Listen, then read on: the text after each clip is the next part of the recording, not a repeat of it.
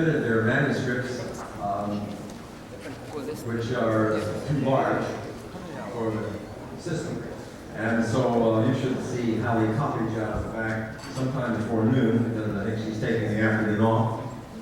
And this is our adopted four, Violante, Storms, for Sony. And let's see, I can't read this other one. Oya, I guess it's Oya, Danino, and Cavicchio. And by the way, if you feel put upon, mine was too big also. So I think we're all going to have to shoehorn these things into 5 pages. Are there any other announcements that someone would like to make? We have possibly a power supply problem on this set of mics, so if you see us, a gentleman back there in the black sprinting to the front, you know that the electronics died and he has to rescue it. So we hope that he'll stand up to the pressure of speaking. Our first speaker today has a full hour to give a full presentation of 9 years of his work since 1989. He's been at Los Alamos Laboratory for about 11 years and formerly at Argonne National Laboratory for 9 years. And since 1989, he's been actively involved in this whole fusion controversial subject. Tom Claytor.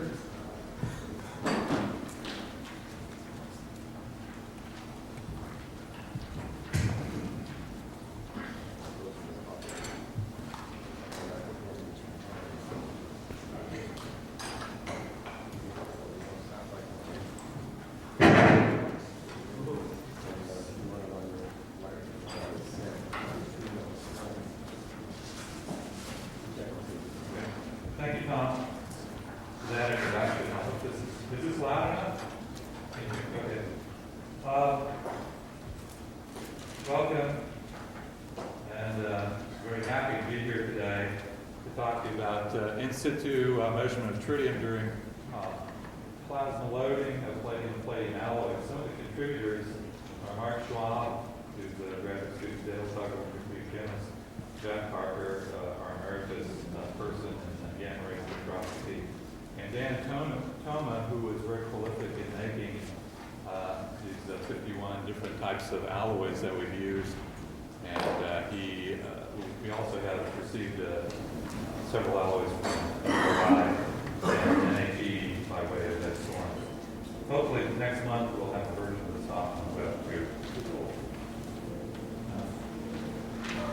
First, I'd like to mention that we are looking for tritium. We're very sensitive to tritium.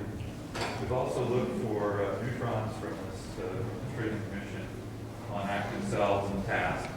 And we've actually measured that anomalously low N/T ratio, which implies that this is not a hot fusion effect, because if we have hot fusion, then we have the DV of tritium, NeV tritium, that will react with the deuterium to give us a 15 NeV neutron. We don't see those neutrons commensurate with the rate at which tritium is being produced. So even though it's a plasma experiment, we don't think it's hot fusion, it's some variation from cold fusion. One of the nice things about this experiment is that the tritium accumulates. So excess heat and neutrons, there's an instantaneous effect. The only thing left is perhaps a paper record. In our case, we actually have water with tritium in it. We can go back and look at it, measure the half-life, and yes, the half-life is indeed 12 years. And we can look at the spectra, and the spectra is tritium. So there's no question that what we're seeing is tritium. And there was a lot of controversy early on about whether it was or not. The only controversy that remains is where this tritium comes from, and that's the key question. Of the times that we've looked very carefully, we find that the tritium comes from the palladium rather than the gas phase. The concentration of the tritium in the palladium is much higher than we would find in the gas phase after the fact when we deload the palladium. So the D to T ratio is lower in the gas than it is in the palladium. Now that kind of it leads to the question that Kevin Wolf always would bother us with, and that was spot contamination. Of course, Kevin was the only person who actually found spot contamination of palladium. And the Cold Fusion Institute at Salt Lake did an exhaustive study and never found any spot contamination. We haven't seen spot contamination in any of the palladium that we've used, but we've also taken, for this alloy study, a batch of pure virgin palladium powder that was from virgin sponge, dissolved in acid, and then reprecipitated, and then alloyed. And all of that, all of the alloys I'm going to show you today, except for the ones from SRI and NHE, were from that batch. And that also brings up the question of whether or not there could be tritium contamination after the fact in the alloys.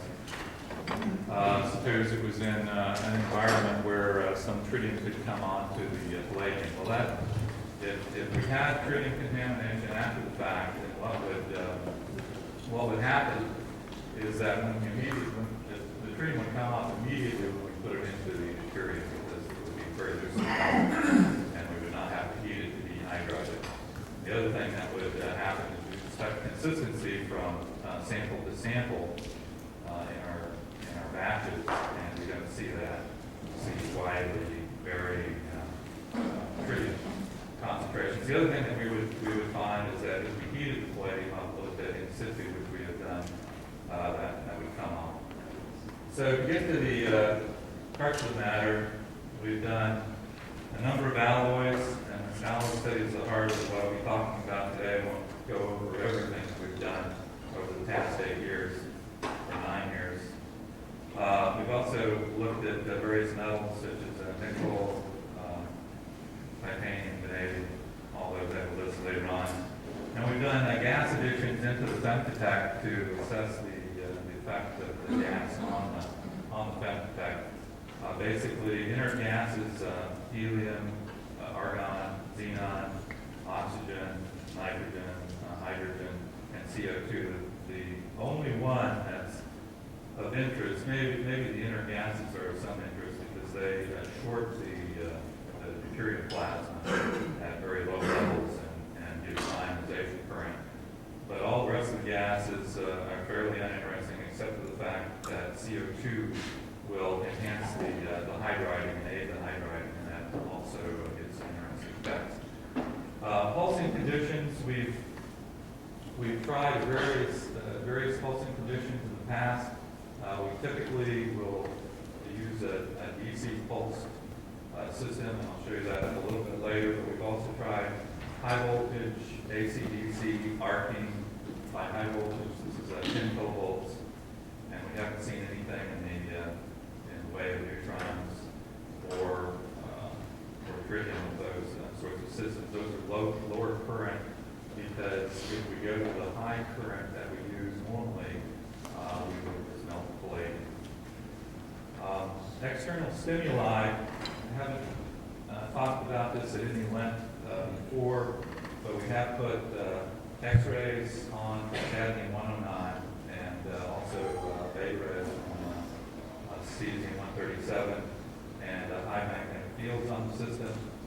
All of those have given us negative results. We haven't seen any sort of enhancement in the tritium output due to these sorts of external stimuli. Now, the other external stimuli that perhaps has some effect is cooling of the gas as it goes through the cell. So what we would do is pre-cool the gas to reduce the heat load on the palladium, and that helps the hydriding, and that's perhaps effective in some cases.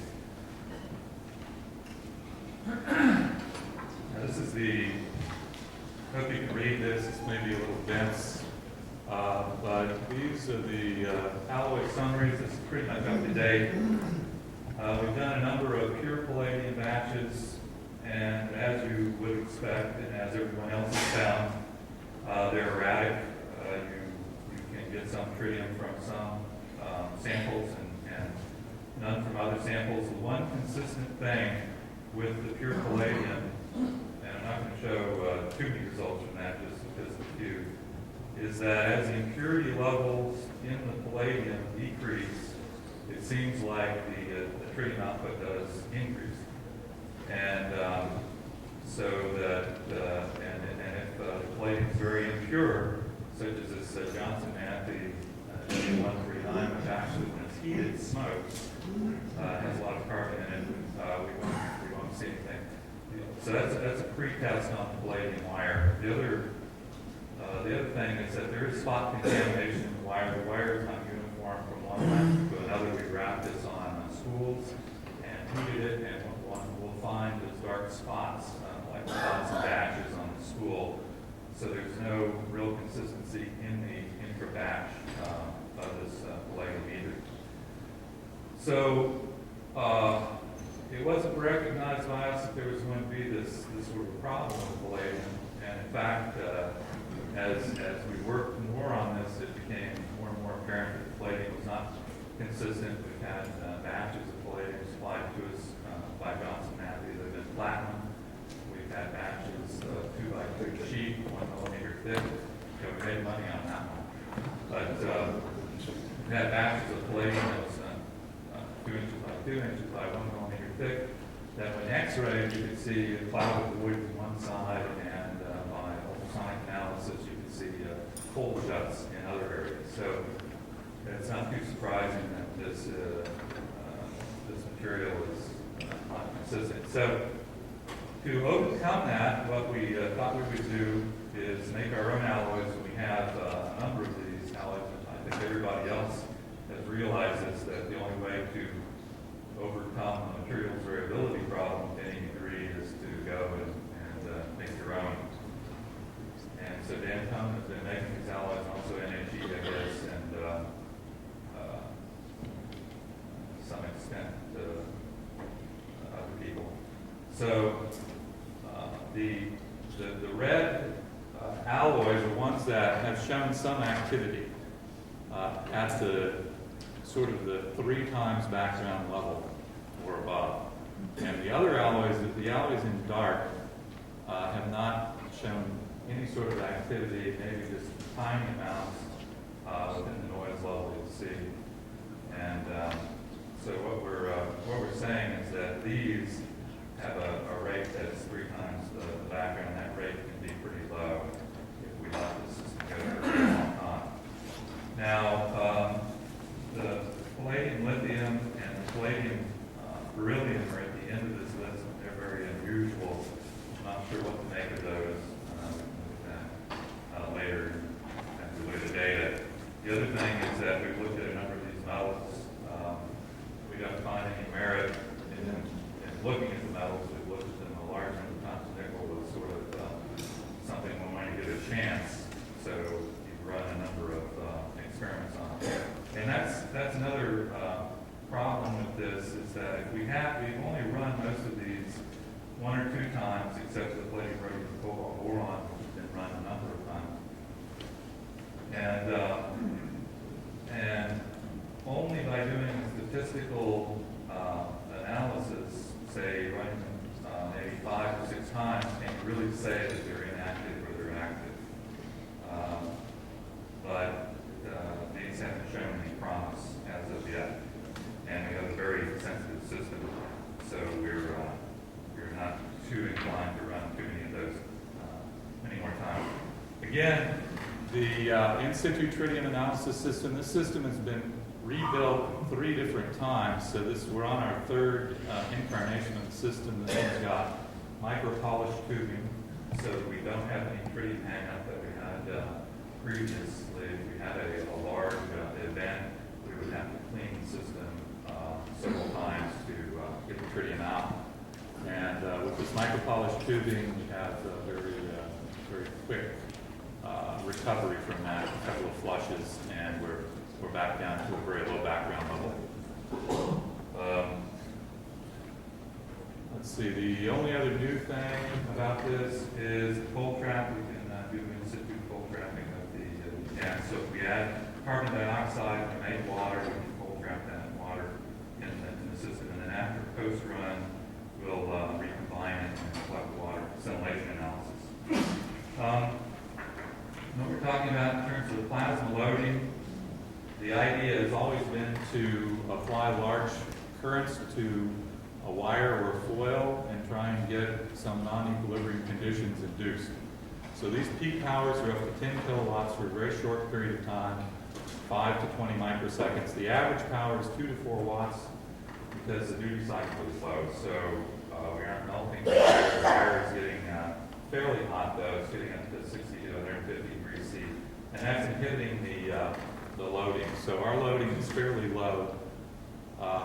And in fact, we have to have some loading in order to get this effect. The plasma system would seem to be fairly robust, but the hydride rate really isn't as robust as you might want. It's not linear. It's very sensitive to the temperature and gas impurities, and also very sensitive to changes in the pulse width and the peak power. So these electrode configurations that we've been using, this is a wire example where we can have the plasma by adjusting the pulse width come up part of the way to the wire and not hit the electrode. So we don't want to start sputtering aluminum oxide into the system. So this plasma only touches palladium. There's a palladium plate here, palladium disc here, palladium wire here for in-situ loading. And we've also had palladium bead wires where we can look at the loading of this cathode. We've also done this arcing condition. We haven't seen anything with that. And if we arc in DC with the wire, we'll erode it very quickly. So we can't really look for tritium at the levels that we're seeing with this nice plasma. That's just a picture. You see the pink plasma in there. Most of the time the plasma is blue because we have D2+. One of the things I think people want to do is to run fast experiments, and that's what this is possible of. This is the resistance ratio of this 100 micron wire as a function of time, and what we're doing is we're adding the gas here, we're adding the D2 from a vacuum. And if we have very clean gas, we'll get a quick hydride time. This is 5 minutes. If there's any impurities in the gas from CO2 addition previously, we may see very slow time. If the wire has not been annealed, then this will be another slow hydride. So there's a lot of variables in how long it takes to hydride. Typically, for these types of wires, we have not annealed them, and we also have not annealed the foils. Annealing seems to be something we don't want to do with that. So that you would expect the hydride to take several hours. One of the experiments, this is the typical plasma cell protocol. What you've got here is the logging the sample and the room temperature up here. Okay, we've got the pressure in the femtotech here. We don't have the pressure in the cell plotted on this particular plot. And then we have the tritium level. This is actually from a run. And then here we've increased the pressure in the system. Now what we've done is right here we've preheated the sample chamber and then pumped out the femtotech sample chamber, and then we've added the gas. Now the sample chamber and femtotech are not communicating, but the sample chamber is being heated. And then here we've reduced the pressure and we've started the plasma run. And we're seeing the tritium go up. When the plasma goes off right here, you can see that the tritium level stabilizes and comes back on as we start it again, and then stops, and then again it rises and then stops. Here we cold trap the system, and right here we've heated it with a slightly larger current. And over here we're playing some other games with closing and isolating the femtotech to see whether the tritium is actually coming from the sample or the loop. So those are the sorts of things we do, and these are the sorts of results we get from high purity wires. Now, mostly Goodfellow wires, what we're seeing is background levels, very little tritium produced with a platinum, deuterium, and palladium hydrogen, and then palladium, deuterium, and all palladium, deuterium, high purity wires. These all start at different areas, but these are how the runs are going. This particular black run is where we had modulated the current density, and there are different slopes depending on how high the current is running through here. Now, in terms of hydrogen additions, we haven't seen any enhancement for hydrogen additions. We've looked at deuterium. This is a deuterium run directly after this hydrogen run, and we're seeing a small increase in the tritium. Some of these variations, you'll see more of these, are due to the fact that we can't, previous to, say, a couple of years ago, we couldn't control the temperature in the room very well because it was just a laboratory facility. And then correcting that was difficult because of the placement of thermocouples. But the hydrogen additions have not been particularly effective or effective at all. Now, getting on to the alloy result summary, what we're seeing here is a number of different alloys. Let's go through each one of these. This again is the daily variation of the temperature in that particular lab during the spring, which was particularly large. And that's a palladium boron sample.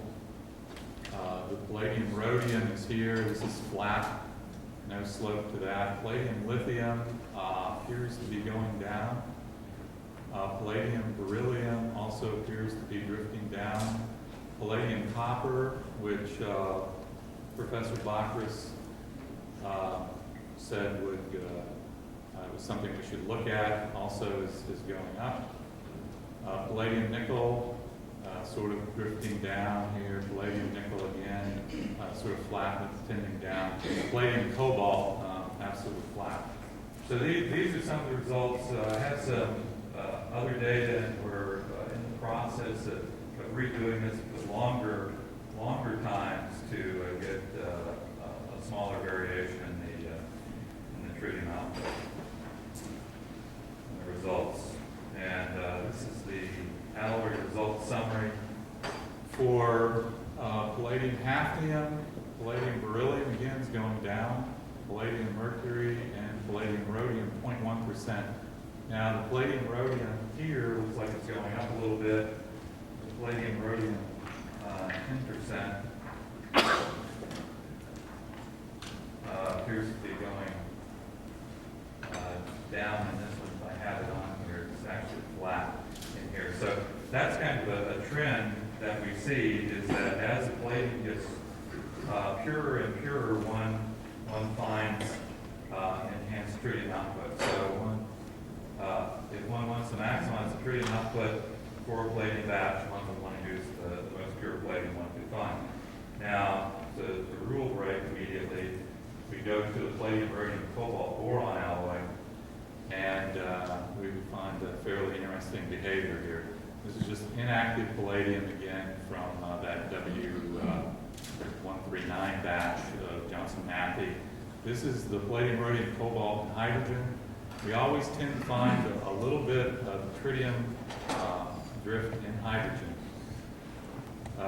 with hydrogen gas with active samples. There's a couple of samples here that are this alloy, and this, if you're wondering what this is where we're changing the pressure to just make sure that what we're seeing is tritium. So we're changing the pressure by changing the flow of the fluid and shunting it into the femtotech, so we're equivalently packing more deuterium into the femtotech in this area.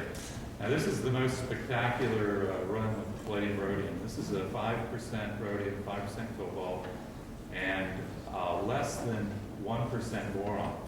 We're not really sure what the boron concentration is in this batch, and also we're not sure what the rhodium and cobalt batch concentration is in these batches because they're tape cast, and the boron was unintentionally put in from a boron nitride crucible.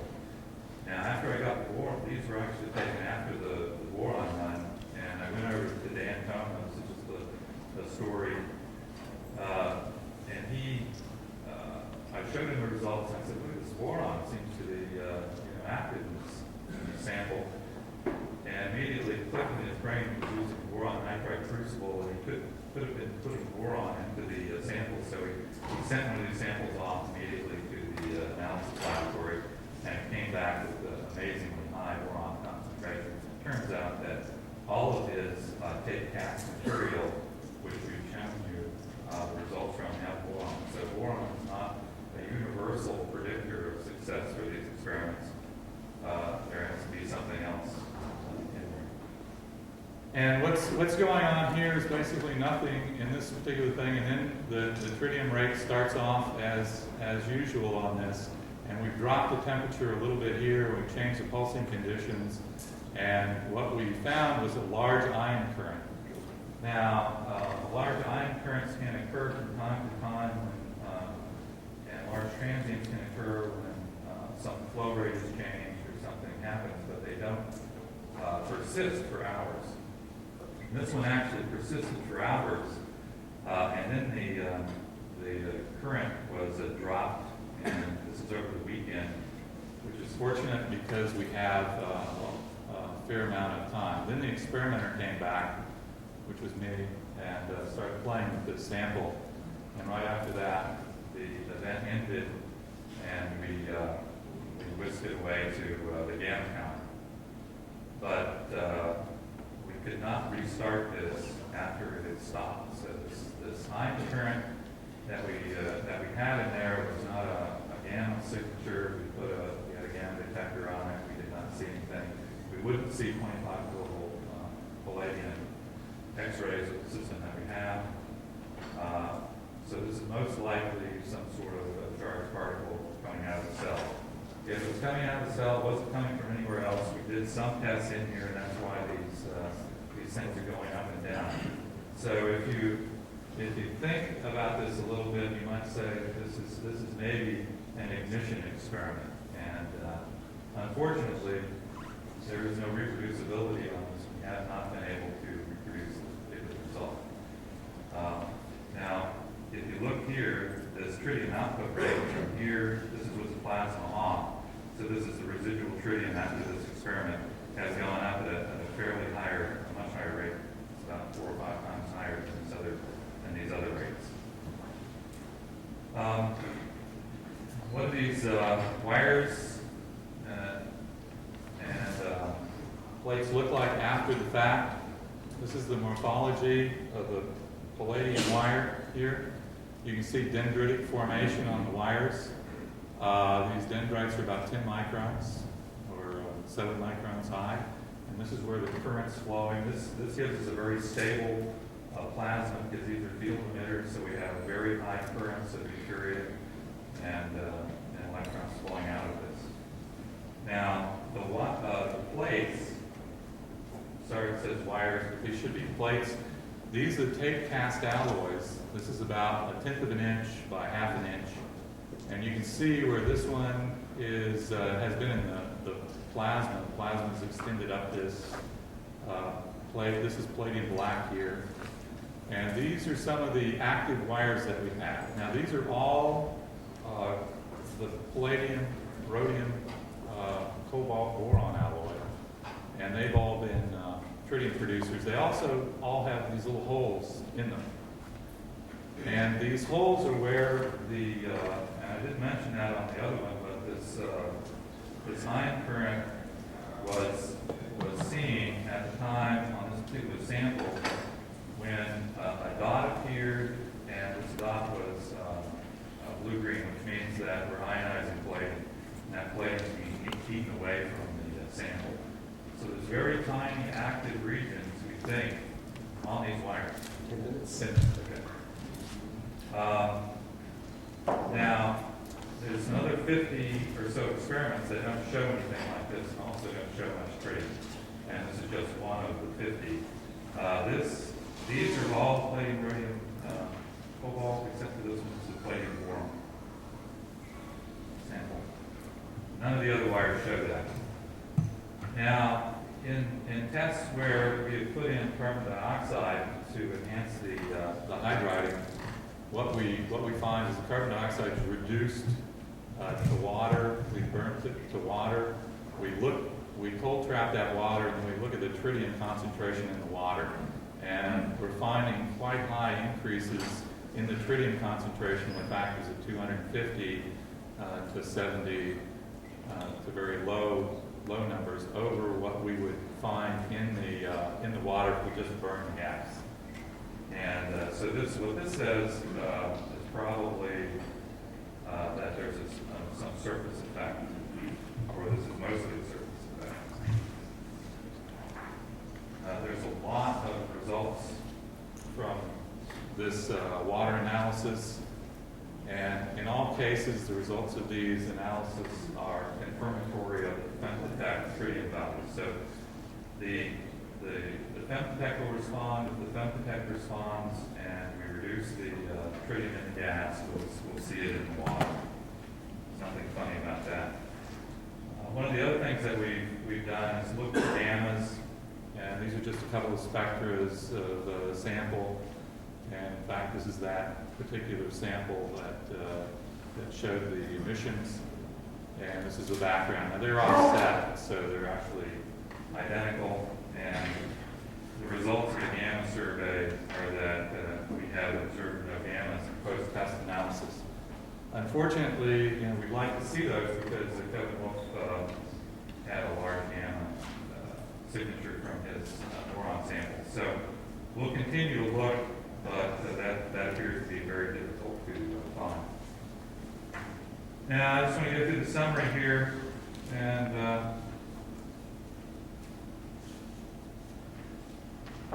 tell you what I think this means. I'm going to start maybe at the bottom and say that when we started this plasma loading, in-situ loading measurements, we thought it was going to be easy and quick, and it's turned out to be a little more difficult and slow, because some of these experiments take a week to do to get very good, reduce the noise levels down. So it's not perhaps as simple as we might like. Palladium alloys made from this batch of palladium powder show wildly different amounts of tritium generation that can't be explained by contamination. And I think that's a materials variability problem. The rhodium and cobalt is known to vary from the beginning of the batch to the end of the batch. And this material comes out as sort of a stream, and then it's like a pencil. They pick it up and then snip a little bit out here and there. So what we're getting cannot be very easily reproduced by common. And as that leads to this batch-to-batch variability problem, there's this extreme non-equilibrium between water and gas tritium concentration. CO2 is added, and I think that implies that we are seeing a surface contribution. And then we have no unidentified gammas in our post-test, which is unfortunate. So I think we've come a long ways, and there's still quite a ways to go. But the story and the message here is that materials are quite critical, and that close material impurity control and also close material fabrication will lend us some success to this endeavor. Thank you very much.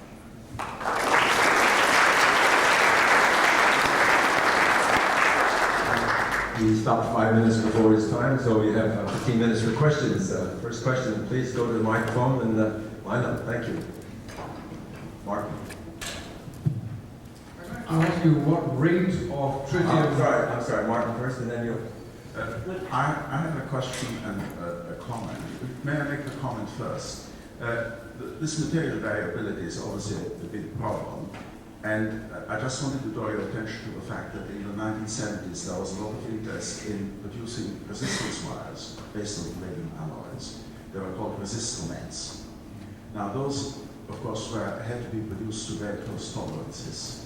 So it might be rather interesting to see what these materials do, and if anything were active, whether the variability would be used. The question I have for you is, have you tried any rare earth alloys? Alloys of palladium with rare earth, cerium, you know? Oh, with the rare earths? With rare earths. No, we know that you use rare earths. Okay. Well, there's a logic behind it. But we have never received anything. Now, I'm soliciting alloys for this test. They are big to make. They have to be done by e-beam technology. So, but if anyone has an alloy or wants to test it, please see me. I would take alloys. All we have to do is have a wad of material and roll it flat and then fabricate the test sensor. So it's very easy. Yes, John Marcus. I'd like to ask you the following two questions. If you must compare your possibilities economically with the well-known present method of producing tritium. At what rate would you have to produce tritium by your approach to come close economically to the present method of producing tritium? That's the first question. And the second question is, overall now, with your very large experience, what kind of fraction do you get of runs which work at all? And how many do you have to throw away, percent-wise? Yeah, well, the first question is relating to the economics. The economics are poor for this method because we are currently, the peak production is 3 orders of magnitude below the APT production, which is the accelerator production of tritium method, and that is not a very economic method either. It's a very poor way of producing tritium, but it's a preferred way in the U.S. because it doesn't use reactors. The variation in what we see from the background to the peak production is 4 orders of magnitude. So you might say, well, there's only 3 orders of magnitude left to go. So there's still hope there. The other question was the success rate. Okay. Success rate. The overall success rate for, I can answer that 2 ways. Okay, there's just go out and buy lots of palladium, put them in. The overall success rate for that is pretty abysmal. It's less than 5% for anything over 3 sigma. Okay, and for anything spectacular, it's probably 1% or less. The success rate for this particular alloy, unfortunately, we have 3 batches of it. I didn't mention that. 3 batches of that alloy. 2 of the batches don't work as well as one of the batches. The one batch that did work was fairly reproducible. It was, I think we've run 10 of those runs, and 5 or 6 of those have been good. So that's much better rate than one. Dick Oriani. Oriani in Richmond, Minnesota. My question is, how do you understand the runs in which you have a decrease of the tritium as a function of time? I wouldn't, if I were looking for tritium in an electrolytic cell, I wouldn't put in lithium. That seems to not be a productive thing to do. And Fritz will, of course, when he saw tritium in his system, he had an acidic system. So that's a good thing to do. Now, I don't understand that. That's a very good question. I've thought about that. There is one way to get a reduction, and that is to put in something like water. So if there's a palladium oxide, and you generate water in the system, what water does is it suppresses the ion signal.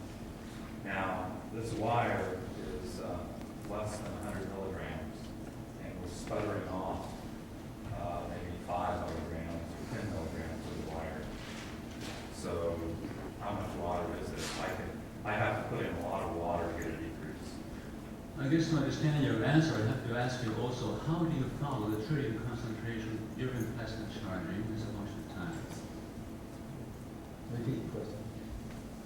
I think that's repeat the question about the how do we follow The tritium variation. Okay, well I think that was kind of covered in that view graph. I can show you that. I missed it. Okay. Can you tell me now? Yeah, sure. It's basically an ion gauge, and if I can find the view graph. And what we're looking at is the over here we've got the plasma loading cell. We're transporting the gas continuously back and forth. So we're just making a measurement every 1 minute of the ion. Now, I can go into this tritium thing. Why is it tritium? Okay, but you don't want to hear that. Okay, I can tell you. Larry Forsley? Larry Forsley from JWK. I've got 3 questions for you. First, do you know anything about the grain size in the alloys you produced? Yeah, we do.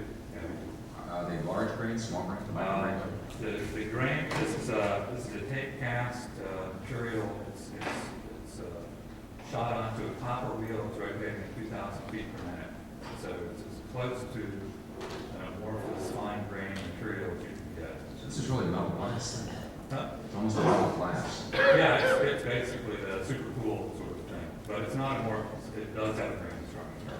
Second question, have you done any elemental analysis, in particular, say an isotope analysis, in the vicinity of these burn-throughs? We haven't done the elemental analysis, and I did mention that we have scanned these, with SEM and XRF to look at various compositional changes in the material. The composition changes over the tape, and it changes from front to back. So by a few percent, it's not enormous in the rotary boron.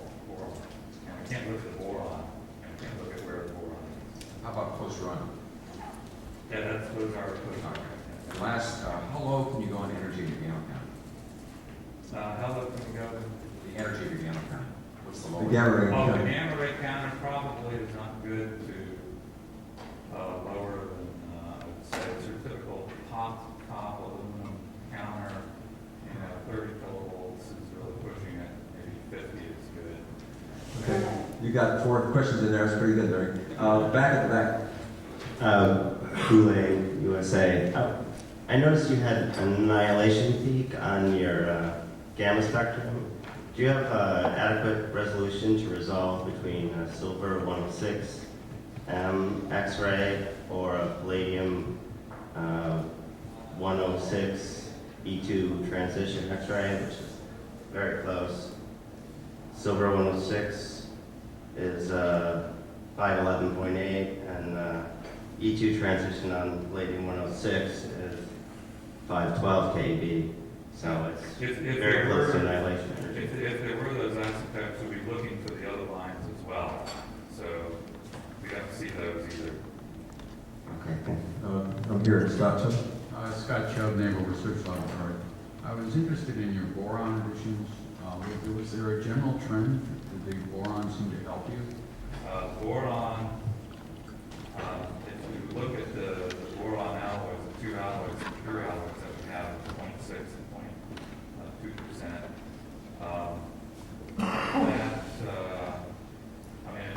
there was some increase in the output. I think we need to do more with the boron. It's interesting in that vein because Imam from Naval Research Lab did palladium boron alloys, and they were the most successful helium producers in Melvin Miles' experience. I wish I had known more about the boron years ago, because that's obviously a flavor. I don't think the boron takes place in some nuclear process. No, I think it's just a lattice. there is an argument actually that was put forth by Baccarat of NRL that the boron would be conducive to forming small crystals, isolated crystals. And it may only be in those spots that we see. So, Malcolm? All right. I wasn't going to make this comment, but the boron may mean nothing to do with the boron. It just means it's low oxygen. high boron means low oxygen of the palladium. So you have to be careful not to attribute some significance to the boron. It may just be low oxygen of the boron there. The decontamination is a very interesting thing. I don't think we should just let it go away, because I suspect that there are quite a number of people in this room here who've seen decontamination and have swept it under the carpet. What was their word? Well, in the electrochemical set, if you do the tritium balances really carefully, you'll find that tritium goes down first before it goes up. And it's way above what we would attribute to isotopic separation. Yeah, I think we just have to get the reproducibility down and finding the right materials is critical. Shalom? Yes. Before you speak about Speak into the mic closer. okay, you speak about the carbon dioxide effect. Can you go in detail? Could you repeat that? Repeat the question. Okay, before you speak that the carbon dioxide makes some effect. Oh, okay. The carbon dioxide is a very interesting counterintuitive addition because carbon dioxide, chlorine, which I didn't mention, these sorts of things are hydride inhibitors. In this plasma system, you saw how clean the plate was. The plasma will wax the surface clean. The deuterium can go in, and the carbon dioxide will seal it off, so it's acting like a pump, and we'll see a hydride increase in the H/O-gram ratio due to that. Now, there's something else going on in addition to that, and that's an excellent question. What that is, okay? Because we are seeing this increase. Because carbon dioxide has some cracking effect on palladium, Okay. so you can break. If you look at the SEMs of these soils, they're cracked.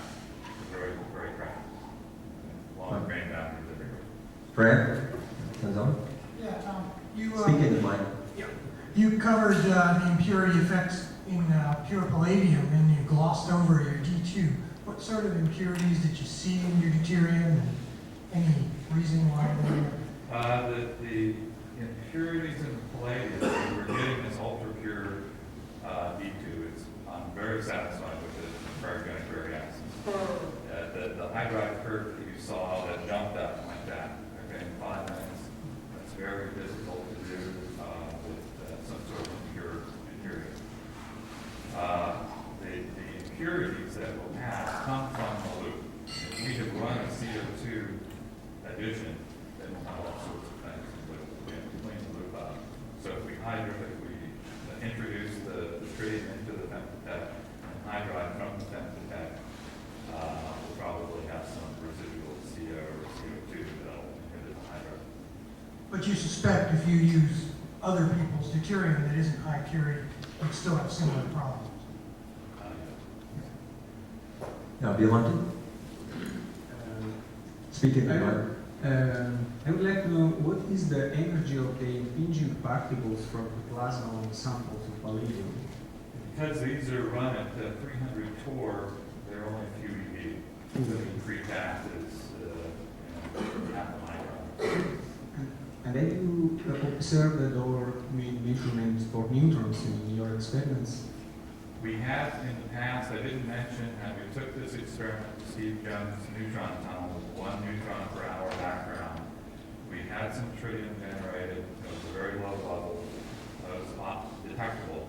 So but we did not see neutrons commensurate with that tritium. So it's not comparable. Not Very well.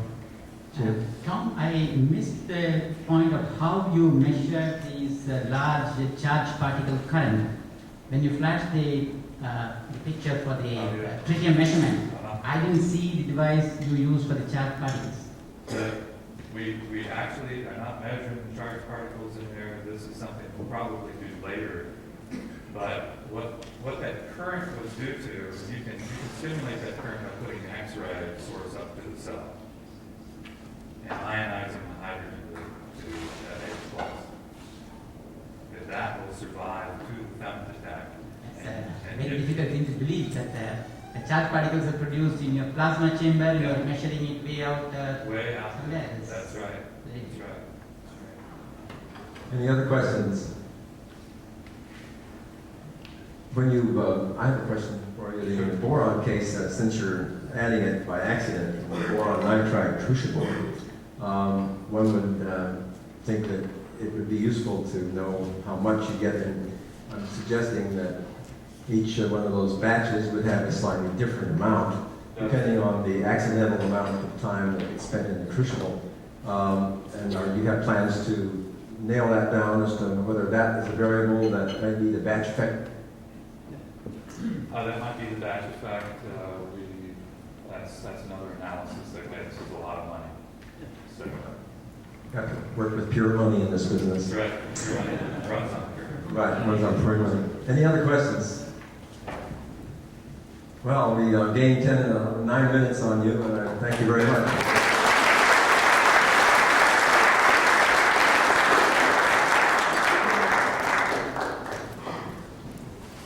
Our next speaker, Dick Oriani. Find out what he's talking about here.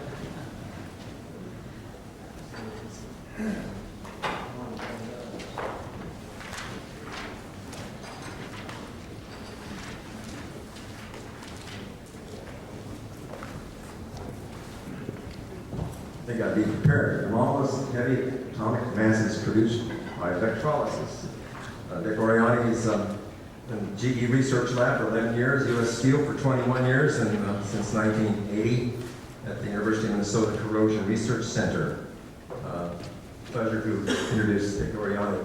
Thank you, Tom. Oh, microphone. Sorry, There. Did you roll up the microphone? Microphone. Tom? Oh, you have a microphone? Good thing we had 9 minutes to go.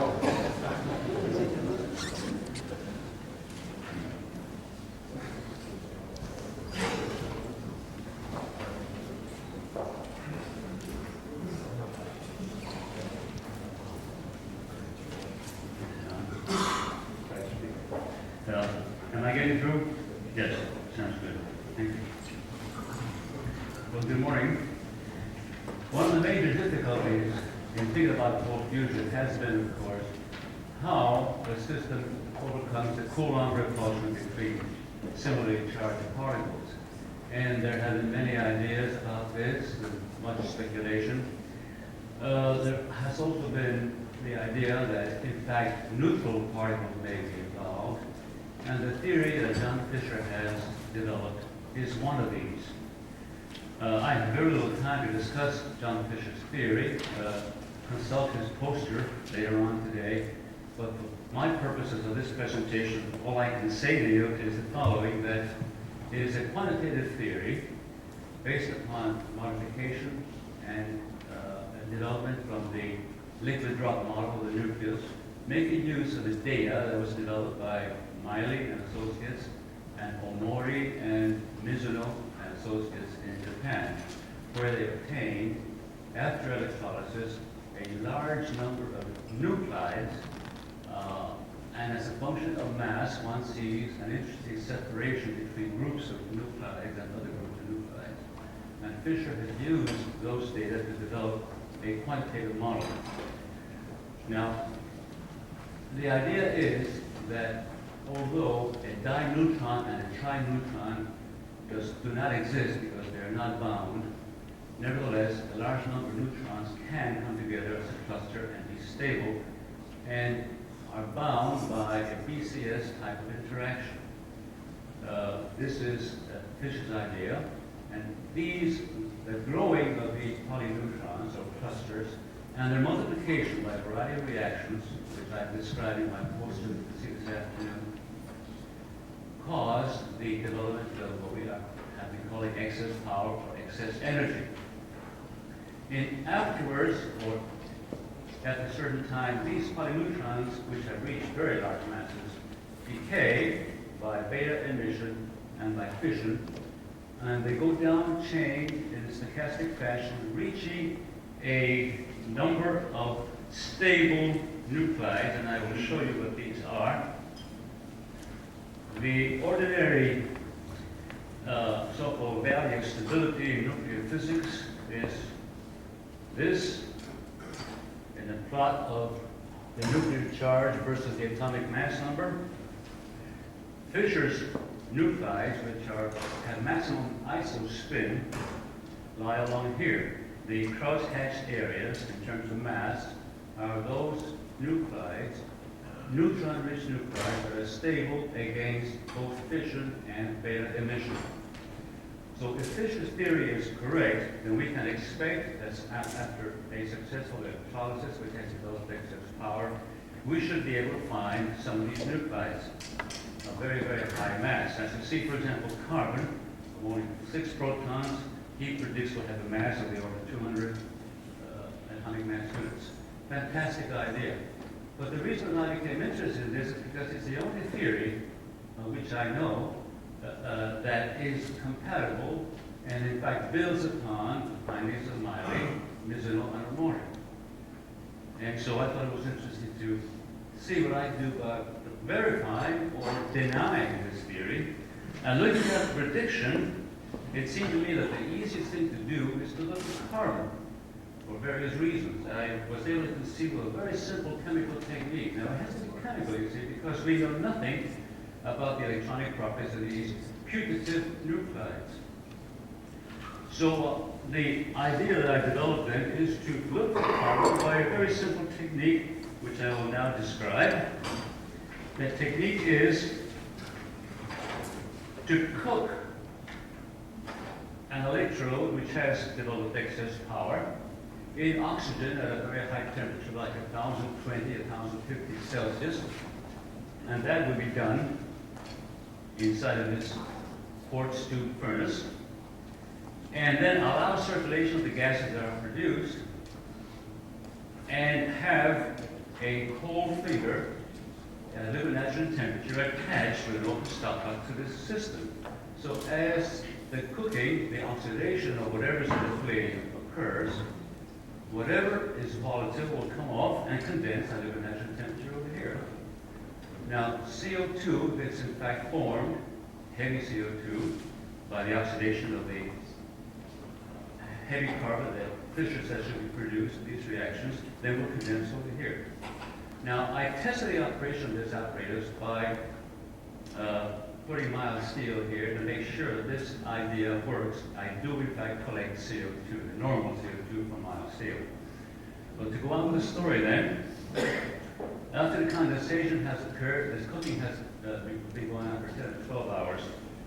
Then I open the stopcock to the vacuum pump and evacuate everything that will be evacuable over the liquid nitrogen condensate. Then I close the stopcock, remove the cold finger from the apparatus, and then repeat the entire procedure with a blank. The blank being the same metal which has not, however, undergone electrolysis. And then I take these samples to a high-resolution mass spectrometer and examine the contents of these vials at room temperature. But before going on to the results, let me say that I solicited samples from a variety of people, some of whom are in this audience, to send me, please, metal samples, be they nickel or be they palladium, of which they're sure they have developed excess power. I received a response only from Professor Akito Takahashi from Osaka University, whom I thank very kindly. He sent me some samples which he was sure had developed excess power. I used 2 of these. I also used one of my own samples from former work. And I used also some nickel, which I had electrolyzed in light water. I'm sorry, that's not true. Combination of light water and heavy water for about 16 hours. I've used these 4 samples in this kind of experiment. Now, after that, then I take the samples, as I say, one after the other, first examining the blank, and I obtain a mass spectrum. I examine the masses between 200 and 400 atomic mass units. And here's a sample of what I observed. I picked this in order to be able to show you the 2 kinds of data that I've collected. First of all, here's an example at mass 204, where absolutely nothing at all appears in the blank, but a line appears in the specimen. the one that has been electrolyzed. Another case is where a very, very small peak appears, which is probably just noise, but it's a little bit larger than other noise, but a very large peak appears in the spectrum of the specimen. We ran, each specimen was run between 10 and 15 times in the spectrometer. These were averaged. The blank was run equally numerously in the spectrometer, and these were averaged. I examined the specimen spectrum vis-a-vis the blank spectrum, the averages, and also I examined very carefully the individual runs, being a number between 10 and 15, for consistency. I, of course, eliminated all lines in the spectrum that appeared at all in the blank. I was able to accumulate that way 26 masses which will not appear in the blank between the masses 200 and 400 AMU. And these are the numbers that I accumulate as being significant masses. The numbers in parentheses are those where very faint trace of a signal appears in the blank. The ones without parentheses, no trace at all appears in the blank, but strong signals in the specimen spectrum.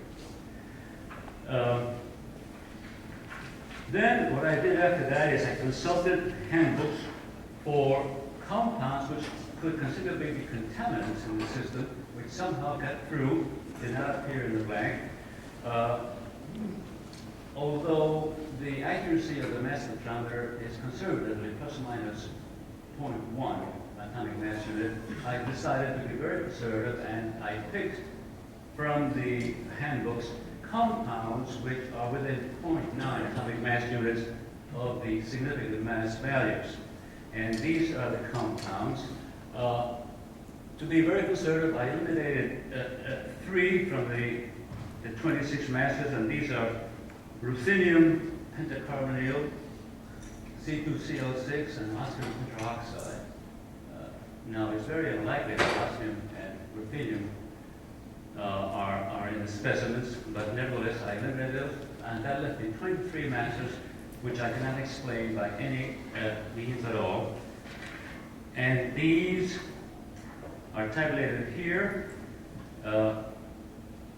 collected in what the nuclear physicists call bins, that is groups or brackets of mass values, 10 in quantity, therefore 20 brackets or 20 bins in the mass range between 200 and 400.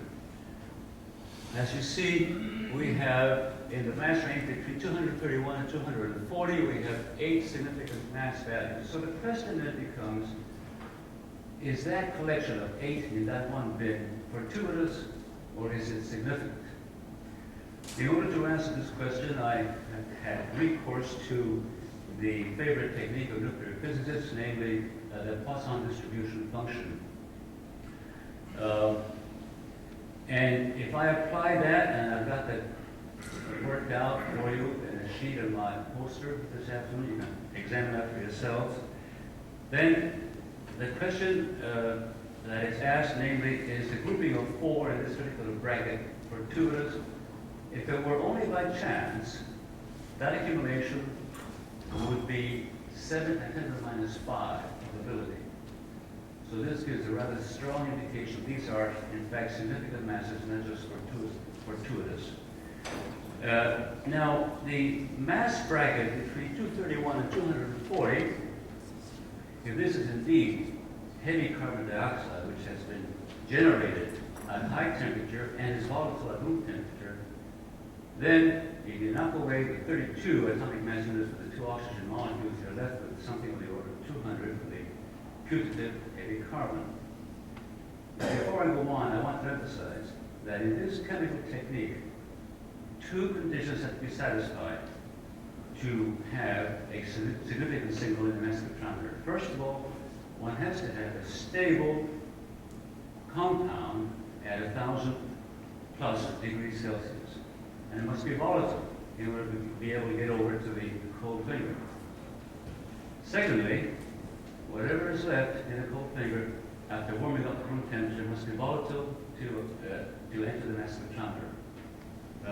All the compounds that I show you, except for those three, which I've thrown out tentatively, do not satisfy those two conditions.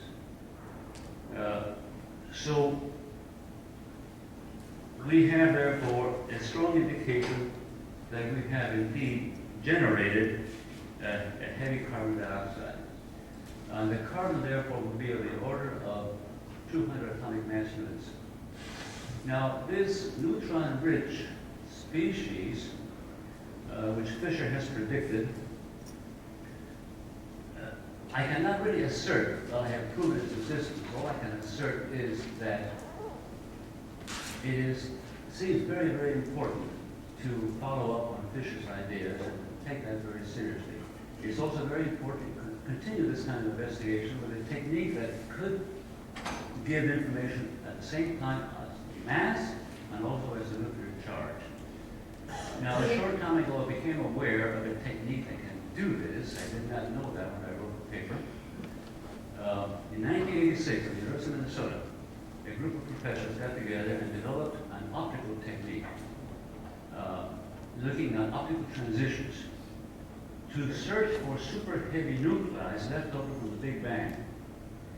This is a Doppler-free laser technique where the laser beam intersects a collimated beam of atoms developed from the sample. And they look for optical transitions which are a function of the mass of the isotope. And to my surprise, one can fairly well estimate what the optical transition should be with respect to the normal isotope. So I believe, therefore, that that sort of technique should be applied to this problem. I'm going to try to do that with the help of the people in Minnesota. I'm not sure I'll succeed. It's a very, very difficult experiment. But I wish to bring this to your attention if anybody's interested in following this up. Thank you.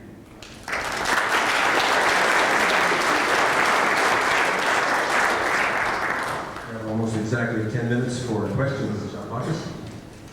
It really seems to be a very important paper indeed. I'm sorry? I see a very important paper, and I congratulate you. I want to ask you the following.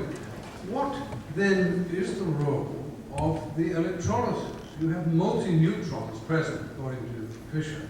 But then you get a preliminary analysis, you don't see anything. And after electrolysis, you see all these changes. What does the electrolysis do? John, I do not know what the electrolysis is. My own feeling is that it's not important. Great. Doug? Speaking to the mic. It is very often said that cold fusion requires a certain number of miracles to take place. I think this idea of Fisher's greatly increases the number of miracles that you require. You say, for example, that dineutrons have not been observed experimentally, but these type of experiments looking for dineutrons would also observe higher number of neutron combinations. So I think this is I think it has to be studied as to whether this in fact would rule out these multi-neutrons. I happen to have spent a lot of time with Wick Haxton, who's probably, as you know, one of the greatest experts in nuclear physics, studying the arc process in supernova, where you have densities of 10 to the 14th grams per cc with a very large number of neutrons. And you start with, in normal stars you only got to iron, and you get super heavy, you get heavy elements like uranium, thorium, etc. You build them inside neutron stars after a supernova explosion. And you continually, there's very detailed calculations when you keep on adding more and more neutrons, gradually building up. And it's a continual war that you produce a heavy element which is unstable and wants to decay and adding another neutron. And it's only because the density of 10 to the 14th is so high that you can add another neutron before the element decays. But there's a tremendous, very detailed calculation. And this reproduces very well the spectrum of elements that are observed, in detail, where you can see all the shell models inside nuclei. I haven't heard talk of the shell model mentioned at all in this liquid drop model. It's a very important part in physics, as everyone knows, and I'm surprised it's not there, because it's a quantitative model. Fisher in his abstract said it's qualitative, you said it's quantitative twice. I'm very surprised at this difference. So I think the number of miracles that this model requires is just a little bit too much. Well, Douglas, I think that is supposed to be taken up with Fisher. I am not the expert. It's Fisher's theory, Fisher's ideas. All I've been able to do is to attempt to verify one of the predictions. And I agree with the general tenor of your remarks. It's an amazing situation. Dennis? Dennis Craig, what kind of vacuum pump did you use? Is it an oil-based one? And you did not have any organics on your list. Is there any possibility that the valves were opened wrong or something and some organic materials from your pump got back into your trap? Sure. Did you guard against that? I depended upon the blanks to give you information about that. What order were they done in? The Were blank- blanks done before? The blank was first. Were there then any second. blanks done after? Could their oil gotten back through to your trap between times? Well, it would have been the Instead of same. vacuuming it. It would have been the same contaminants in all cases. And None of it happened during the measurement. You need to do the blank before and after to make sure no contamination got in. I expect contamination, and it got in, I'm sure, but I believe that the blank would have seen it all. Roberto? I suggest to concentrate your attention on a particular polyneutron group, the group of 4 neutrons. Will you speak slower, please? I suggest you concentrate your attention on the particular polyneutron group, which The is particular one? polyneutron group. The group of 4 neutrons, which is called alpha zero, and you can find experimental evidence of this in the production and decay of helium-8. I'm sorry, I cannot understand you. The production and decay, right? You understand now? The production. Production, yes. And decay. Indicates of helium-8. Of helium-8? Yes. Shows experimental evidence of the existence of the alpha of the group of 4 neutrons, stable group inside the nucleus of four neutrons. I'm sorry, let's They do get this like right. I cannot understand you. You're asking that, does he see helium-8? Is that what you're saying? I never studied helium-8. Have I ever observed helium-8? Is that what you said? Or studied it? Yes. That's your question. No, I have not observed helium-8. Okay, I said let's go and see it. Go and I see. study it. Thank you. Okay. I cannot know this kind of technique, of course. Jean-Paul Gaillard. Speak into the mic. Yeah, well, All right, get some tall shoes. It's okay. yeah, my question Most people is, can't hear you. Speak into the mic. well, my question is, you don't need to do this sophisticated experiment. Just use oxygen 17 and see the shift in the peaks. CO2 be shifted by 2 masses. So if you do an experiment with oxygen 16 and oxygen 17, you will see 2 masses shifted, so that we prove that it's a CO2. I don't see the reason why you have to say that. If you burn your material in oxygen 17, All right. so you will add 34 masses to your carbon. Yes. So if you should do 2 experiments, one is I oxygen see the 16, one is oxygen 17, you will immediately see the shift. That would strengthen the argument. I agree, Jean-Paul. That I'm not is- sure we prove it, but it would strengthen it. That would give, yeah, that's it. Maybe it's right. Yeah, thank you. Jan, Pedro?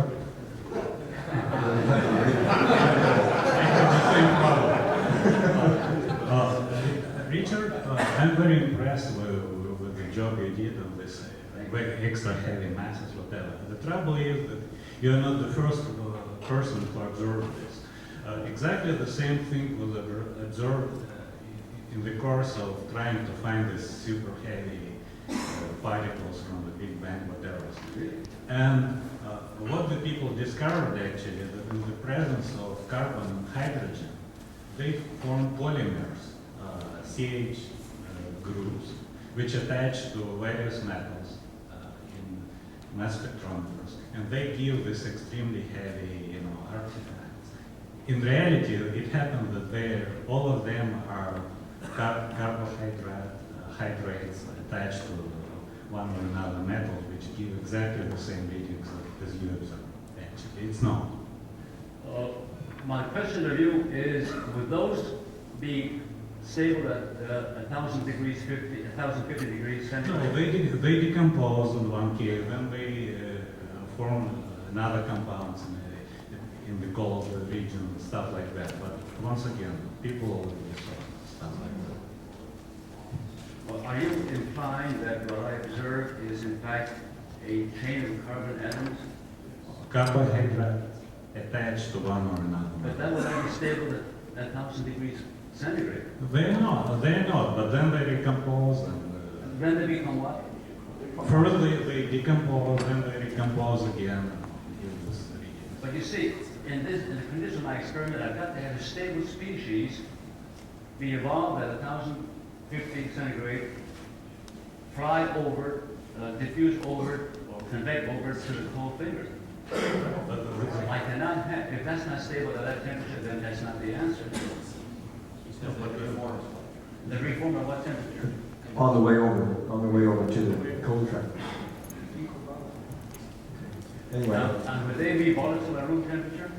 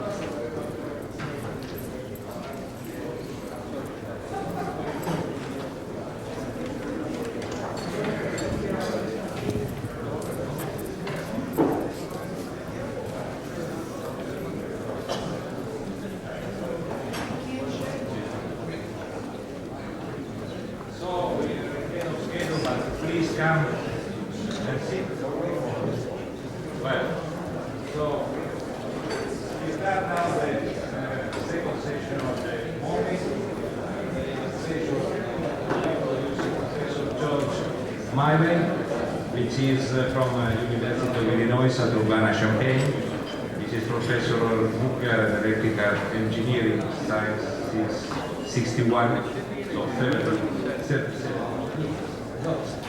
And you have combined, I think, the work on the two contribution and with the title Quantification of Isotopes using combined SIMS and NA. And so you have 25.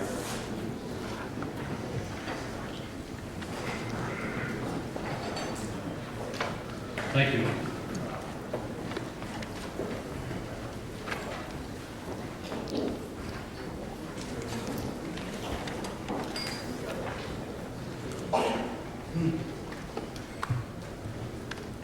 What I'm talking about, I think, is a new field of cold fusion in the sense that it appears that the proton or deuteron is interacting with the metal lattice itself to produce various product arrays as opposed to the original response flash and deuterium type reactions. And what I'd like to do is review some of the work that I described in the previous ICCF-7 or 6 meeting on this in terms of issues. Number one, address the issue again as to whether or not this could be attributed to impurities. If not, if it's associated with nuclear systems, what are the signatures of the reactions? Professor Oriani gave a good lead-in to that already with his discussion of how to explain some of the signatures. I'll comment not on a theoretical explanation, but a semi-empirical observation. Our work on this has been motivated by original thoughts of the importance of having thin films involved in electrolytic cells in order to obtain a high density of electrons at the interfaces between metals with different Fermi energies. And after doing some early experiments with flat plates where we had difficulty maintaining films, we went to plastic beads of the type developed by Dr. Patterson, which we coated with various layers of metals such as nickel, palladium, and so on, Most of what I'll talk about today, though, are single layers rather than multi-layers. These are placed in a flowing electrolytic cell, 1,000 millimeter sized beads serving as a cathode. There's an insulator and the anode is here, and 1 molar lithium sulfate and light water circulated through this. The runs that I will discuss, there were 6 runs that were discussed in the ICCF-6 meeting, and we've added a 7th very important run, which was one with a single layer of titanium on plastic. And actually, as far as characteristics, all the runs have been around 300 or more hours long and have produced orders of less than a watt of power out, except for some of the multi-layers that produce more. The analysis I've described before, and I don't want to go into the details here too much, but simply indicate that we use a combination of NAA and SEMS, and the combination of the two is very important because NAA allows us to look at a large number of beads simultaneously and get an average number for the impurities in the total batch, whereas SEMS looks at local quantities. And we have combined the two because the SEMS allows us to scan a large number of elements quickly, and NAA allows more precision in this volume averaging. Now, let's address the issue of impurities. There are a number of arguments against impurities, and I listed them here, and I can discuss those in detail at the poster. We've done null runs. There are various things, shift and isotope ratios and so on. I wanted to just stress several issues here. First of all, the mass balance. Now, if you look at the bead itself in the metal, and this happens to be a low resolution SEMS, high resolution has to be done to identify elements and so on, but the low resolution SEMS, you'll see that the black lines are what one sees as impurities before you start, and afterwards there's a tremendous number of red lines, which would be the elements that appear later. Quantitatively, if you pick out some of the key elements, for example, this is a nickel coating, and we picked out silver, copper, and the mass of the silver and copper after the run was 1.5 milligrams per total 1,000 beads, copper 1.1. In the electrolyte before the run, you find numbers like this in the total electrolyte, which means that the total mass of these two elements after the run had increased compared to what was present in the electrolyte to begin with by factors of 510. Very difficult to explain unless there was some other source of impurities that we were not able to identify. We looked hard for those. Also, these do show a small but statistically significant isotope shift from natural abundance. Now, one can look at all the other elements that were found. We have something over 50 elements identified after the run.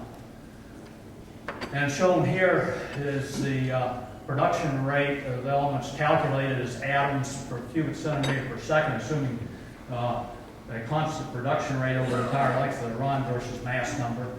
And the point is that the maximum concentration of elements in the impurities were shown here. These lie above the point where if all the impurities in the electrolyte were to plate out, you couldn't account for the quantity that appears after the run. There are 5 elements in that group that we measured quantitatively with NAA in the electrolyte before the run. There are 8 elements in here that above the line where we couldn't measure the amount of them in the impurity, so we in the electrolyte, so we assume that they would be exceedingly small. So that makes 13 elements that can't be accounted for by impurities coming in, and there are a number of others that are less clear but appear to be reasonably clean. So that argument and the argument about the isotope shifts are 2 of the many I listed as to why we believe that these are not impurities. But assuming they aren't, let's take a look at characteristics that occur from these runs. And what one sees here in plotting the production rate, again, atoms, second cubic centimeter versus mass number, all of the different coatings we've looked at have these characteristic peaks in 1, 2, 3, 4 usually, perhaps a 5th can be identified, so that there are peaks of high yield separated by gaps. There may be low yields here, but they're separated by gaps. In fact, if you look at only the top part of that scale, the consistency of this separation is clear. This is taken from the other picture, but stops at 10 to the 14th. You can see over several orders of magnitude, most of the elements come in a band here, a band there, a band here, and a band here. This is nickel. If we count these and say 1, 2, 3, 4 bands and plot the peaks for different metals, you find that characteristically different metals emphasize different of these peaks. What this is a little complicated. These points are simply the top of the yield curves for the different base metals. And you'll know, for example, that nickel tends to emphasize group number 3 peak, whereas palladium and titanium emphasize one of the lower ones. That becomes significant later, and I'll come back to it. Another characteristic, incidentally, this is just a summary of some of the isotope shifts, again, for the nickel. And even if you allow fairly hefty error bars of plus or minus 10%, there are some that are characteristic outside. One characteristic of the isotope shifts that we observe is that we haven't been able to identify a consistent trend. The shifts occur, but they seem to be more statistically characterized. Usually in the same direction, but different elements have different magnitudes.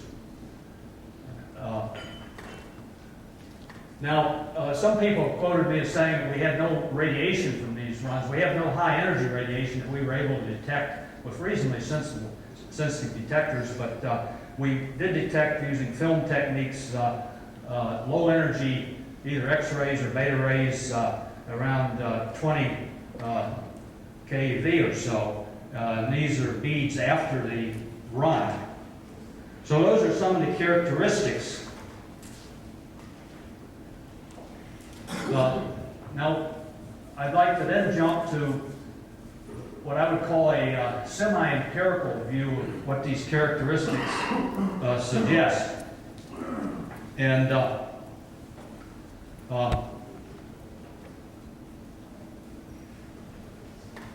reason I show this a moment, to me, this appears to have a characteristic fission spectrum. It looks like elements first fuse together, form a complex nucleus, and then fission. And this, in fact, seems to be reasonably consistent with energy balances. Let me illustrate that. Again, from the earlier production rate curve that I showed you, if you take the top 2 peaks, which extend from around 120 to 200 mass number, you find that you have this type of fit to the data. This center part could be viewed as a tertiary fission, and this is a characteristic yield curve for fission. Now, the fit's not absolute by any means, and there could be other interpretations. This happens to take this is a test of the validity of the fit, where you take the previous curve and flip half of it over. That's giving the red dots versus blue dots, and if it was a perfect correlation, everything would fall in a straight line. But they are close enough to be tantalizingly interesting when you consider the error bars that I showed in the earlier graphs for each of these yields. It's hard to be sure how this correlates.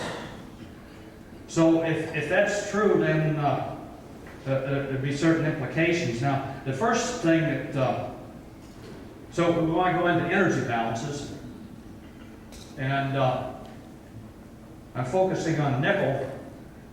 The quandary in these experiments is that a positive heat was observed, excess heat. And the question is, since one's dealing with nickel, which is very high in the energy binding curve, how could that happen? And so what one has to remember, though, is that if you assume that the reactants are, say, nickel plus protons, or say palladium plus protons, the average binding energy per nucleon is reduced by the lighter products being involved in the reactants. And so if you make that assumption, for example, for that run, I have several runs on here, so I'll just blot out the others and show the one that we've been concentrating on with nickel. If you take all the reaction products multiplied by their binding energies, assume one nickel plus one proton are the reactants, and take that times binding energy, subtract, you get about 1.9 watts as the predicted output power, which is to be compared to the 0 to 1 watt observed. So it's not perfect, but it's in the ballpark. Now, if we go back to the fission implication in these peaks, there's a simple empirical observation can be made here. If this is due to fission, the minimum is around 155. That means that the nucleus that was fissioning had a mass of 310. So I would attribute that to a possible complex nucleus of mass 310. It's interesting, Professor Oriani's previous talk showed some masses that fell in that category with a frequency of 2 observations, I think, or something. It wasn't the most dominant one. So anyway, looking at that, one can take each of the valleys in these peak distributions and simply multiply by mass by 2 to find out what was fissioning, and you find that there are that these numbers have plus or minuses on, but you'd find a complex here of 339 corresponding to the lowest valley, 104, 170, 3, I have 313 here is the way I worked it out. And it's also interesting, if you accept that, then you can, from the data alone, again using binding energies, calculate the binding energies associated with these complexes. And the way you do that is simply take, for example, the 313, if you take all of the products that seem to be coming from it here, multiply their yield times binding energies and so on, you find that those products have an average binding energy of 7.9 MeV per nucleon. Now, if this, for various reasons, if you assume that you have 20 protons, 5 nickels to form this 310, these protons could be a neutron cluster and needn't be protons per se, but at any rate, you find that that has a binding energy of 8.2, very close to this. This would seem to be a binding energy for this compound. You do the same thing for the others, and you find that the others lie here with higher binding energies, as they should, because what's happening is these would have to have a positive binding energy to fission, produce products along this region, and that region. So this is still a semi-empirical way of identifying what might happen if you make the one assumption about these complexes. Now, the thing about this is, too, that my reasoning is that if one uses different metals for the films, one ends up favoring different of these complexes. The logic's very simple. That is, you find what can combine together with the mass to get some of these numbers that we've identified from the previous chart. And so nickel is very interesting because by the time you get this huge 310, which can decompose into the other 3 complexes, we have all 4 fairly evenly represented. And as I already pointed out, nickel is special in the sense that it's the peaks, the 4 peaks one sees at high yield, all have roughly equal amplitudes within factors of 5 or so, as opposed to some other things. For example, titanium that this last run was investigating can immediately form 116. It needn't go to 310, which means it will favor decomposition into these 2 complexes, like products, and that would suggest peaks at the lower mass number range. This is the result for titanium, and you can see that it's quite different from nickel. You do see this, and so on. I don't have time to go into other details in that, but I'd be glad to try to explain it in the poster. So, in conclusion, I feel there's strong evidence for these types of nuclear transmutations. We've observed them for nickel, palladium, titanium films, single films and multiple films. I didn't have time to talk about multiple films. They're reasonably reproducible in the sense that when we rerun them, we always get these same elements. The key signatures include these yield peaks and the lack of energetic radiation, but the observation of low energy radiation. And I've tried to give you a semi-empirical view, more, not that I'm claiming that as a theory, but that hopefully those that want to work on theories can see if these characteristics can be predicted in the theory, because they are the signatures of these reactions. Thank you.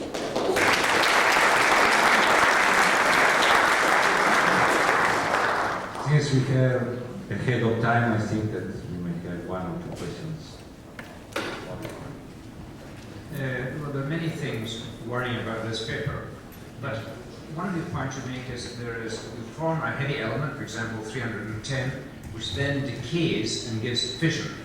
Now, what happens when this fission is very well known, that you produce a large number of different elements and isotopes? Well known for 310. If it is well known, I'll be glad to have your theory on it. Assuming that physics is general in nature, right? I'm sorry? Assume that physics just behaves in the normal way and you have all the different isotopes and densities. Then you expect a large normal way. Can I finish, please? No. Why are you trying to interrupt me? What are you worried about? I'm sorry? What are you worried about? Why do you keep interrupting me? I'm not worried. Go ahead. Good. Thank you. When you have fission, you normally produce many isotopes, and some of these are radioactive and some are not. It is, I think, a major worry, if you want to call it fission, that you don't have a large number of radioactive isotopes produced. That's the signature, yes. You So have- if you work on this theory, 310, I hope that you will come up with a result that predicts that. This is what nature likes to do. You had one equation which Please wrote continue down- on the podcast, we have not enough time. Yes, Larry Forsley from JWK. On run 8, when you did the neutron activation, did you do that at a select number of beats or an entire bed? Run 8 was done with half of the beads. We've done other runs since then where we've done all the beads. They show results that are basically similar to what you saw earlier with just doing a few beats. That's correct. Excellent. Okay, last question. May I give an answer to Dr. Morrison about the fission stable and non-stable products?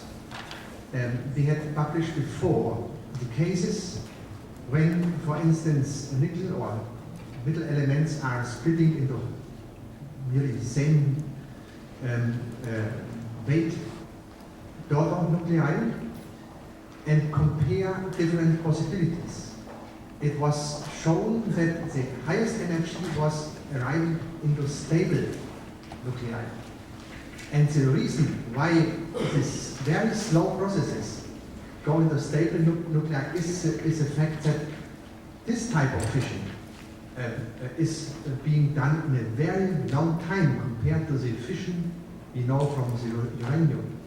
So the nuclei have time to go into really the highest energy stable products. Thank you. Mr. Chairman, at the point of order, we have 10 minutes until 10:45. That is adequate time for questions. Why are you trying to stop discussion? I am not trying to stop the discussion. I am simply It says 10:45 here in the program. Yes, we have ahead in the time, and I am allowed to give 2 minutes of each speaker, not only 3. Okay, please, I am still, we are passing to the next speaker. It is Dr. Ohmori from University of Hokkaido, Catalyst Center. It is working on the field for 35 years.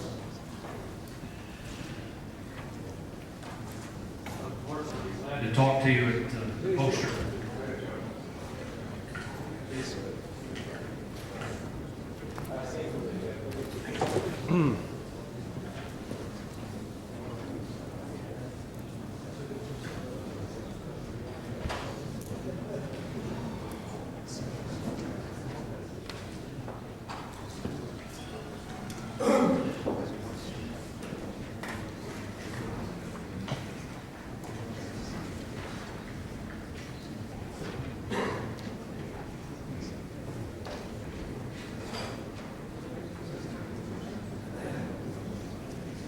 My name is Palladium.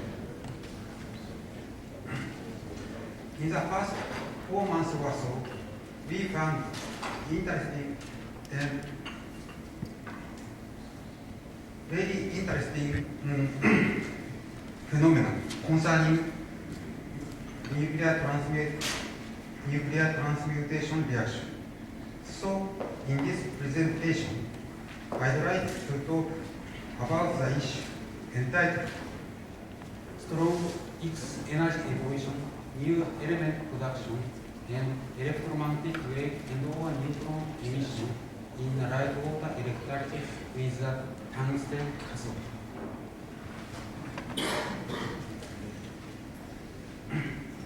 Changing the title proposed previously in this presentation. First of all, I have to apologize to all of you for these things.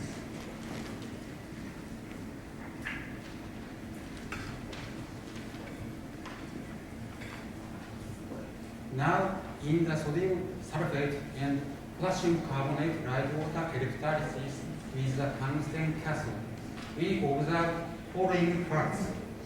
1. Strong X energy evolution reaching 180 watts evolved during the electrolysis.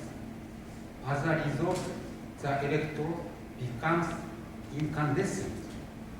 2. from the incandescent electrode, plasma regarding as proton was produced. As a result, strong electromagnetic wave and or neutron emission was detected by a neutron counter. 3. Considerable amounts of new elements, lead, nickel, iron, chromium, and carbon are produced. The amount of iron and chromium were far greater than their impurities contained in this electrolysis system. 4. The isotope distribution of lead deviated remarkably from the natural isotope abundance. These facts strongly support the reality of the nuclear reaction occurring by the light water electrolysis. In this presentation, I will show these results in detail and try to propose some feasible reaction.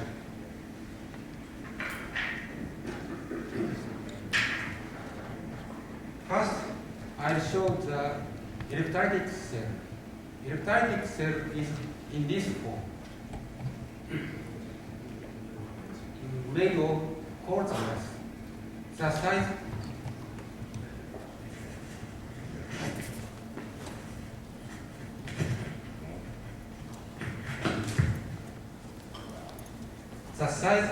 is 5.5 centimeter in diameter and 15 centimeter in height. This is the tungsten plate cathode electrode, and this is the platinum net counter electrode. This is the therm cup, and this is the alcohol thermometer. The solution used is 0.5 molar sodium sulfate or 0.5 molar potassium carbonate. The volume was 120 milliliters. The electrolytic cell was placed in an air thermostat controlled at 20 plus minus 1 centigrade. Electrolysis was conducted at a current density of 1.4 ampere pascal centimeter by applying 120 to 140 volts of input potential.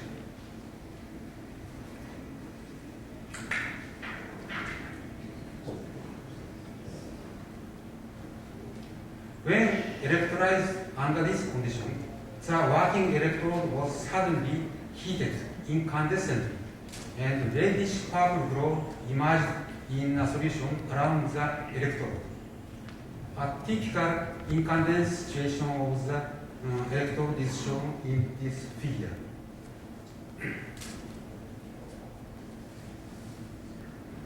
This is the tungsten working electrode. This electrode is behind by the light of globe. And this is the platinum net anode. This incandescent condition was continued during the electrolysis. Perhaps the glow is caused by plasma emerged from the tungsten electrode. It's surprising that the plasma is formed even in such a liquid phase. The temperature of the solution was 85 centigrade just before the ignition. After the ignition, the temperature rapidly increased and reached its boiling point within 80 seconds. This phenomenon was easily reproduced. We measured the temperature using both therm cup and alcohol thermometer. However, after the ignition, the measurement by the therm cup becomes impossible owing to the strong emission of the electromagnetic wave, so that we use alcohol thermometer after the ignition.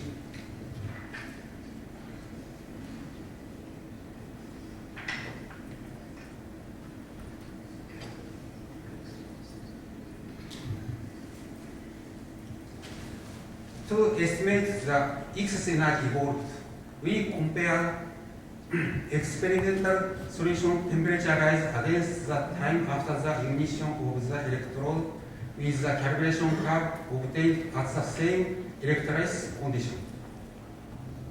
This is the experimental curve, and this is the calibration curve.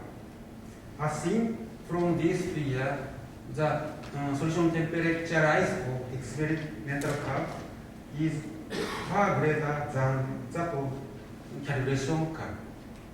From the temperature gradient of these curves, the excess energy can be calculated using this equation being 183 watts, and the efficiency becomes 263%. This value is very large.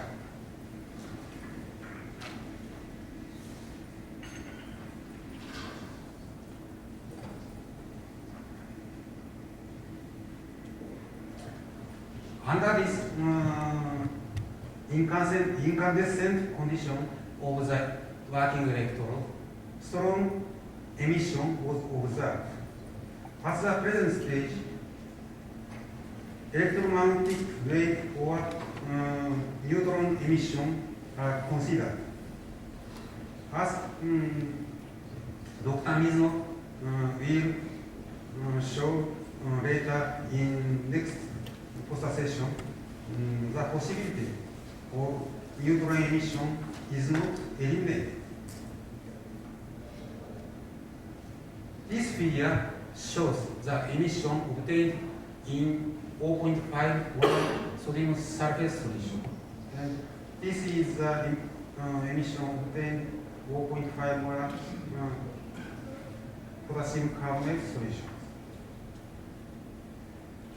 In the case of sodium sulfate solution, the emission initiated at a potential of 130 volts and increasing nearly exponentially and reaching 17,000 counts per second at a potential of 160 volts.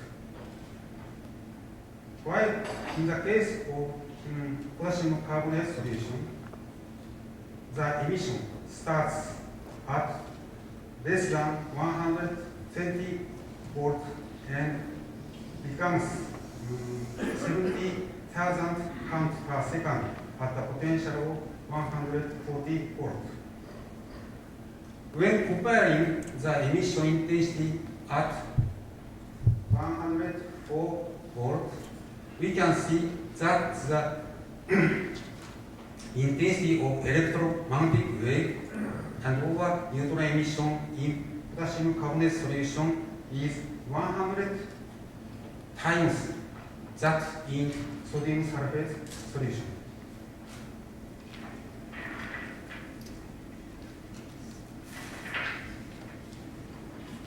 From these experimental results, the characteristics of the emission from the incandescent electrode are summarized as follows.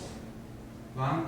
The emission is very strong, reaching 60,000 counts in electrolysis in potassium carbonate solution. 2.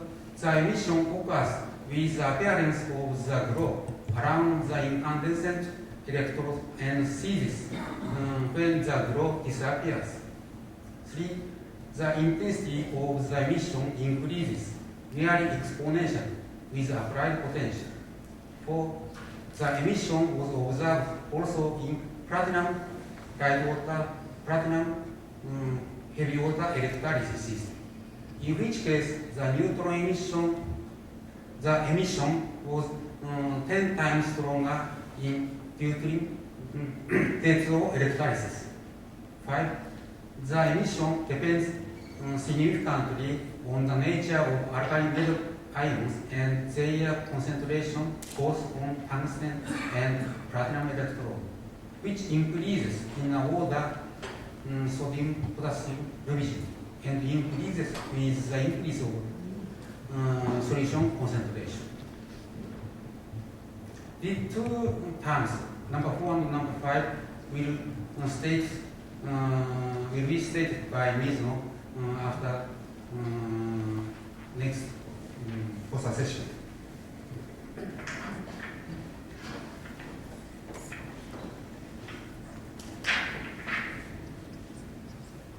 The surface structure after the electrolysis is naturally very different from the structure of the electrode before the electrolysis. This is the surface structure of the electrode after the electrolysis, and this is before the electrolysis. We can see from this figure that the whole electrode surface after the electrolysis changed into a rubber-like structure. This shows that tungsten layers close to the surface melted owing to its incandescence. Maybe the temperature rose up to 3000 centigrade or more. At the middle part of the picture, there is a crater-like structure. At this part, new elements concentrate, as will be shown later.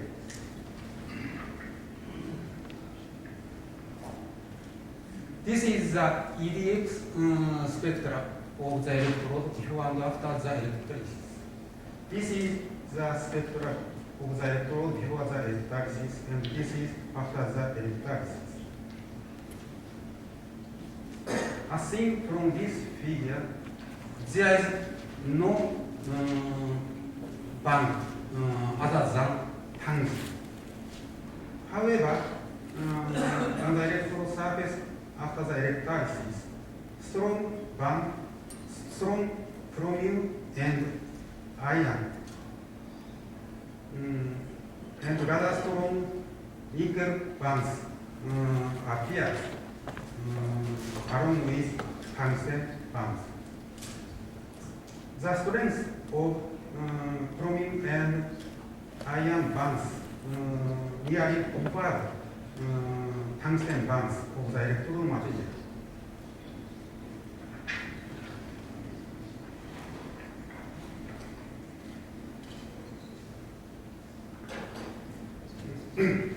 This figure shows ETMA image of the distribution of carbon, oxygen, chromium, iron, nickel, and tungsten as a part of the crater-like structure shown previously. This is the carbon, and this is oxygen, and this is chromium, iron, nickel, and tungsten image. We can see that carbon and chromium and iron distribute strongly only at the crater part of the at the center part of the crater-like structure. On the other hand, nickel and oxygen distribute uniformly. Here it should be noted that carbon, chromium, and iron, which should be present infinitesimally in this electrolysis system, are distributed locally and overlap only at the center part of the crater-like structure, and exceeding by far the amount of tungsten of the electrode material. We consider these elements to be produced through a nuclear reaction accompanied with the emission.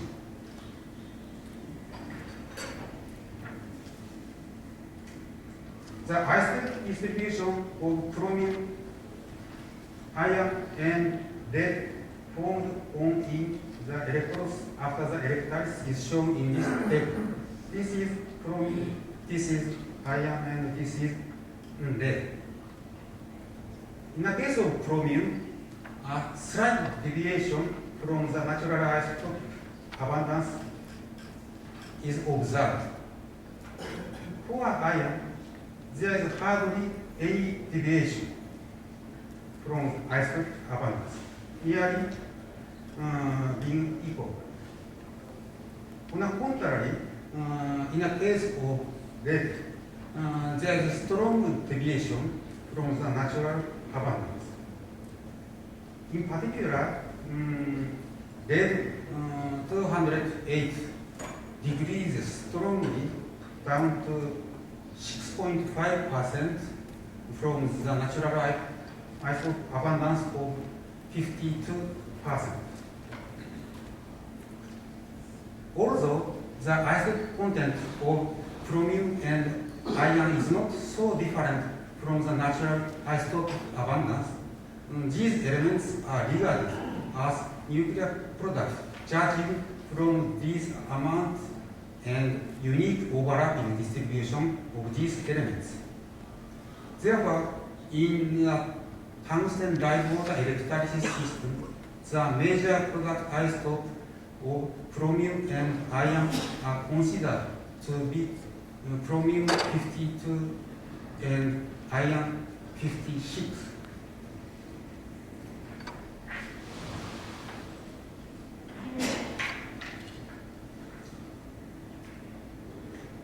From these experimental results, we consider the following reaction as a feasible reaction. One, a small fraction of the electron transferred from the electrode may have a chance to be captured with protons or hydrogen atoms by the following reaction. Two, the greater part of the neutron thus produced would be captured by tungsten of the electrode material, for example, by this reaction. Three, the heavier tungsten isotopes thus produced would be very unstable, then disintegrate, for example, as the following reaction: iron, chromium, and carbon.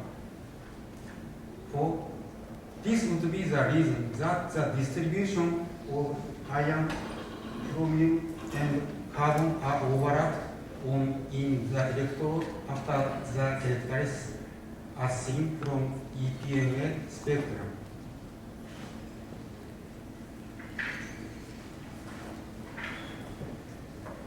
From the experimental result, we can conclude as follows. One, the nuclear transmutation reaction undoubtedly occurs both in light water and heavy water electrolysis using various metal electrodes. To gain excess energy of 200 to 500 kilowatt order would be easy using tungsten electrode if we can prepare an electric power supply of about 100 kilowatt or so. Thank you.